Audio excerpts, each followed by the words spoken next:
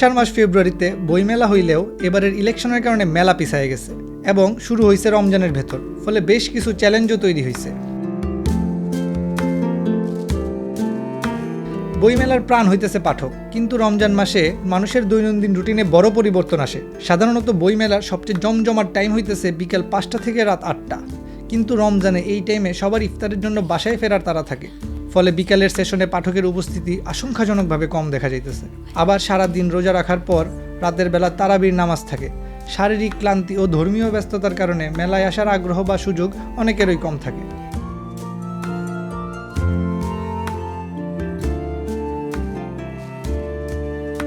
মেলার সময়ের পরিবর্তনের এই প্রভাব সরাসরি পড়তেছে তাদের ব্যবসায়। বইমেলা হইতেছে বাংলাদেশের প্রকাশনা শিল্পের মেরুদণ্ড। মেলায় পাঠক কম আসা মানেই বই বিক্রি কমে যাওয়া। অনেক প্রকাশনী সারা বছর এই এক মাসের বিক্রির উপর নির্ভর কইরাই টিকে থাকে।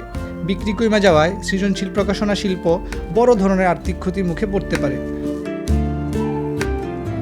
অনেক প্রকাশক জানাইছেন গত বছরের তুলনায় এইবারের বইয়ের বিক্রি 30 থেকে 40% বা তারও বেশি কমে গেছে। আবার কোনো প্রকাশনীর একেবারেই বিক্রি নাই। মেলা প্রাঙ্গণে প্রচুর খাবারের স্টল থাকে। দিনের বেলা মেলা চললে রোজার কারণে এই দোকানগুলো বন্ধ রাখতে হয় বা সীমিত করতে হয়, যা মেলার সার্বিক অর্থনীতিতে নেতিবাচক প্রভাব ফেলে। রমজান মাসে ঢাকা শহরে ট্রাফিক পরিস্থিতি চরম আকার ধারণ করে। ইফতারের আগে ঢাকার রাস্তায় যে ভয়াবহ জ্যাম তৈরি হয়, সেই পরিস্থিতিতে শাহবাগ বা টিএসসি এলাকায় মেলায় আসা পাঠকদের জন্য দুঃস্বপ্ন হয়ে দাঁড়ায়। অন্যদিকে পুলিশ ও নিরাপত্তা কর্মীদের জন্য রোজা রাখা অতিরিক্ত সময় মেলা প্রাঙ্গণে ডিউটি করাও বেশ চ্যালেঞ্জিং।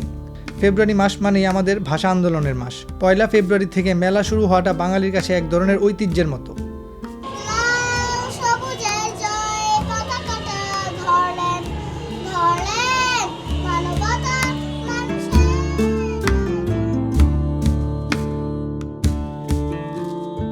মার্চে মেলা সরায় নেয় 1952-এর ভাষা আন্দোলনের সাথে যে সরাসরি আবেগীয় আর ঐতিহাসিক যোগসূত্র আছে তা কিছুটা ম্লান হয়।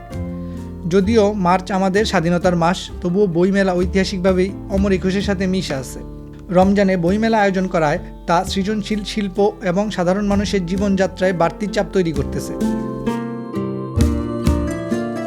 তবু বইমেলা যেহেতু বাঙালির সংস্কৃতির একটা অবিচ্ছেদ্য অংশ, এই মেলার সফলতা বা ব্যর্থতা আমাদের ব্যক্তিগত এবং জাতীয় জীবনে প্রভাব ফেলবে। বইমেলা চলুক, অব্যাহত থাকুক আমাদের বই পড়ার চর্চা।